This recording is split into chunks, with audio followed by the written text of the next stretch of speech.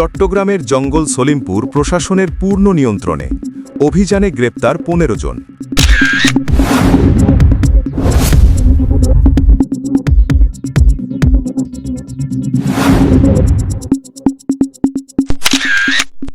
দীর্ঘদিন ধরে আলোচিত চট্টগ্রামের জঙ্গল সলিমপুর এলাকায় আইন শৃঙ্খলা বাহিনীর যৌথ অভিযানের মাধ্যমে প্রশাসনের পূর্ণ নিয়ন্ত্রণ প্রতিষ্ঠা করা হয়েছে।